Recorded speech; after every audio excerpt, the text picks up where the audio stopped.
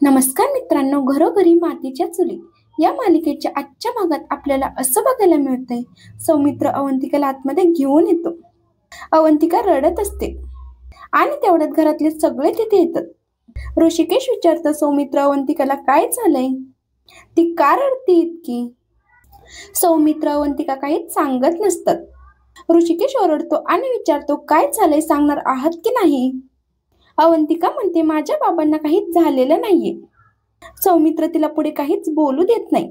सौमित्र म्हणतो कारण ते आता पूर्णपणे ठीक आहेत, पण एक प्रॉब्लेम झालाय. माझ्याकडे जे पुरावे होते ते सगळे गायब झाले. जानकी म्हणते आपल्या घरातून पुरावे असे कसे गायब होऊन जातात. ऐश्वर्या जर घरात असली असती तर तिने हे केलंच असतं, पण आता ऐश्वर्या घरात नाहीये. मग हे कुणी केलं असेल. अवंतिका काही बोलायला जाणार तेवढ्यात सौमित्र तिला अडवतो. सौमित्र तिला सांगतो की पेपर्स नाहीयेत आणि तो तिला इशारा करतो, गप्प बसायला सांगतो. अवंतिकाला प्रश्न पडतो, सौमित्र एवढं का खोटं बोलतोय, का ऐश्वर्याला वाचवण्याचं बघतोय. तर जानकी सगळ्यांना म्हणते आपण एक काम करू, पेपर्स आपल्याच घरामध्ये असतील, पुरावे आपल्याच घरात असतील, आपण शोधू ना. ऋषिकेश म्हणतो जानकी घरात पेपर्स असले असते तर त्याला सापडले असते. सगळे घरात पेपर शोधायला जातात. तर इकडे ऐश्वर्या मास्कमॅनला फोन लावते. ती त्याला म्हणते तुम्हाला हवे असलेले प्रॉपर्टीचे पेपर्स माझ्याकडे आलेत. तुम्ही आता सांगा तुम्हाला कधी भेटायचे आणि कधी पेपर्स द्यायचे. मास्कमॅन म्हणतो योग्य वेळ आली की मी तुला सांगेन, तेव्हा ये आणि पेपर्स दे. ऐश्वर्या म्हणते पण प्रॉपर्टीचे पेपर्स हाताला आलेत ना, मग तुम्हाला अजून कोणती योग्य वेळ हवी. मास्कमॅन म्हणतोय पेपर्स तुझ्याकडे आलेत म्हणून माझ्यापाशी मास्क दाखवू नकोस.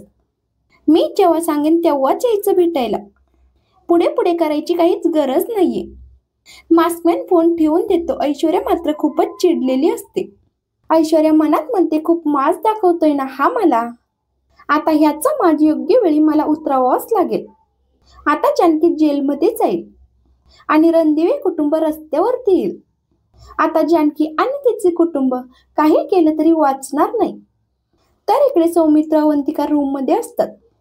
अवंतिका म्हणते सौमित्र हे काय वागतोयस तू, मला नाही पटत हे सगळं तुझं वागणं. तू का खोटं बोलतोय सगळ्यांशी, तू का त्यांना खरं सांगून टाकत नाहीये आपल्यासोबत काय झालंय ते. अरे पेपर्स देऊन टाकले, खरं खरं सांगायचं ना. सौमित्र म्हणतो अवंतिका कुठल्या तोंडाने मी सांगायचं होतं. अगं एकीकडे मी तुला वाचवलं, पण दुसरीकडे मला आता सगळ्यांची खोटं बोलावं लागतंय. खूप गिल्टी वाटतंय. अवंतिका म्हणते तुला गिल्ट वाटतोय ना, मग सगळ्यांना खरं सांगून टाक. आणि आता मी इथे आलीये ना, मग काय प्रॉब्लेम आहे. सौमित्र म्हणतो मला अजूनही भीती वाटते. मला असं वाटतंय की ऐश्वर्या तुला अजून काहीतरी करेल आणि मला ते नकोय.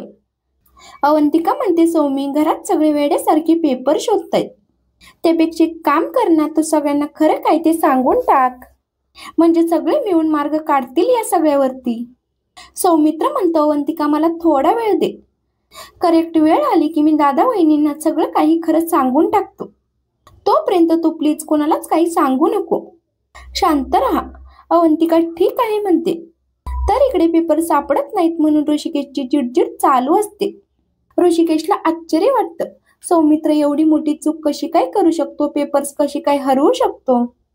आणि पेपर घरातून गेले तरी कुठे, ती ऐश्वर्या पण घरात नाहीये, मग हे कुणाचं काम असू शकतं. जानकी म्हणते घरातच पेपर्स असतील, टेन्शनमुळे त्यांना आठवत नसेल. ऋषिकेश म्हणतो जानकी मला राहून राहून असं सारखं वाटतंय, सौमित्र आपल्यापासून काहीतरी महत्वाची गोष्ट लपवतोय. जानकी म्हणते सौमित्र भाऊजी आपल्यापासून असं काही नाही लपवणार. आणि मागच्या वेळेचं तुम्हाला आठवतंय ना, प्रॉपर्टीचे पेपर सापडत नव्हते, पण देवाच्या आशीर्वादामुळे ते लगेच सापडले. आता मला वाटतंय की आपल्या बाजूने देवी आई धावून येईल. जानकी ऋषिकेशला शांत राहायला सांगते. जानकी ऋषिकेशला शांत राहायला सांगते. तर दुसऱ्या दिवशी दसरा असतो. तर घरातले सगळे जण छान तयार झालेले असतात. जानकी सगळ्या शस्त्रांची पूजा करते. जानकी नाना सुमित्रा यांना सोनं देते आणि त्यांच्या पाया पडते. घरात आनंदाचं वातावरण असतं. आजींना त्यांचा आनंद काही बघवला जात नाही.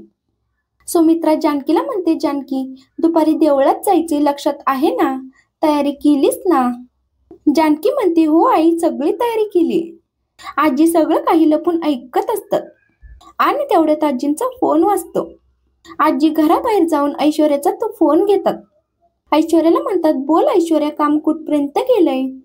ऐश्वर्या म्हणते, तिकडे काय चालू आहे हे जाणून घेण्यासाठी मी फोन केलाय. दसऱ्याच्या दिवशी स्मशान शांतता पसरली असेल ना तुमच्या घरात? आजी म्हणतात, कसलं काय?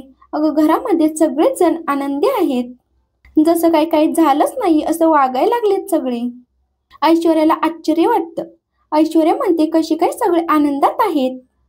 काल तर हे सगळे हरले होते. सौमित्रने कोर्टामध्ये पुरावे सादर केले नाहीत, मग ते हरले. मग मला वाटलं होतं घरामध्ये दुःख चालू असेल, ते रडत बसले असतील घरामध्ये. आजी म्हणतात, सगळे रडत बसले असते, पण ही जानकी ही आहे ना घरामध्ये. सगळ्यांच्या चेहऱ्यावरती नुसतं हसू फुलवत असते, सारखी हसत असते. पण ऐश्वर्या, चल आता फोन ठेवते, कोणी ऐकलं तर आपली पंचायत होईल. हे बघ, आम्ही आज सगळेजण देवळात जाणार आहोत. दसऱ्याची आता सगळी तयारी करायची आहे. ऐश्वर्या ठीक आहे म्हणते आणि फोन ठेवते. कावेरी ऐश्वर्याकडे येते. कावेरी ऐश्वर्याला म्हणते, अगं ऐशू, तू अजून तयार नाही झालीस? दसरा आहे आज, सणासुदीचं छान तयार व्हायचं असतं. ऐशू, तू आंघोळ कर, पटकन तयार हो. ऐश्वर्या आईवरती खूप चिडचिड करते आणि रूम मधून हाकलवून लावते. ऐश्वर्या मनात म्हणते, मला वाटलं होतं की सगळे रडत बसले असतील, पण तसं काहीच होत नाहीये. नाही, हे होता कामा नाही. मला त्यांच्या चेहऱ्यावरती फक्त रडणं बघायचे आणि त्यासाठी काहीतरी करावंच लागणार आहे.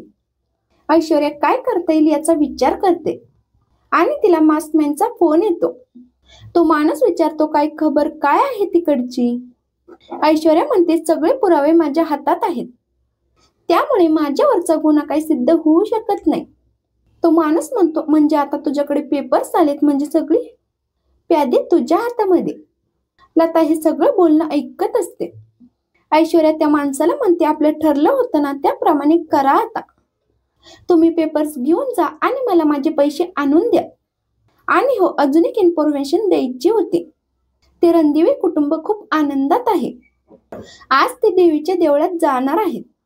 तो माणूस म्हणतो, ठीक आहे, बघतो मी काय करायचं ते. तो माणूस फोन कट करतो. लताने सगळं काही ऐकलेलं असतं. तर इकडे ऋषिकेश जानकी सोबत बोलत असताना पुरावे कुठे असतील याचा विचार करत असतो. त्याला क्लिक होतं की या घरामध्ये ऐश्वर्या जरी नसली तरी या घरामध्ये आजी आहेत आणि आजी ऐश्वर्याची मदत नक्कीच करतील. ऋषिकेश जानकीला म्हणतो, जानकी, मला माहिती पुरावे कुठे आहेत ते, मी आलोच. ऋषिकेश धावत खाली येतो.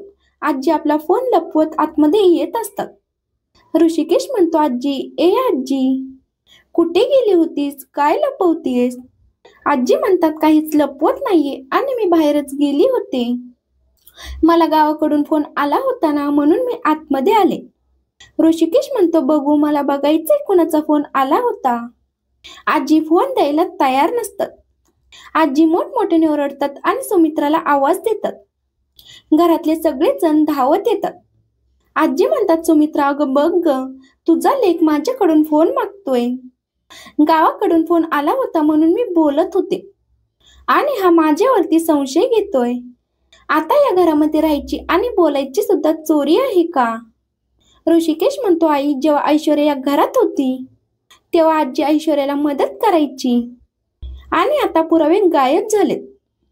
मला वाटतं यामध्ये आजींचा हात असेल. आजी मोठमोठ्याने रडून कांगावा करतात.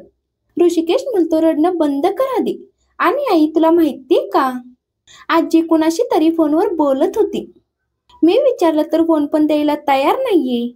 सगळे आजींना फोन दे म्हणत असतात. आजी म्हणतात, मी देणार नाही. आजींच्या वागण्यामुळे सगळ्यांना संशय वाटत असतो. आणि आपला आजचा भाग इथेच संपतो. तर मालिकेच्या पुढील भागात आपल्याला असं बघायला मिळतंय, मास्कमॅन लताला सोडून घेऊन जात असतो. लता विचारते, मला कुठे घेऊन जातोयस तू? आता काही जीव घेतोयस का माझा? मास्कमॅन म्हणतो, नाही, आता मी तुला देवळात घेऊन जातोय. तुझ्या लेकीची भेट घडवून देतो.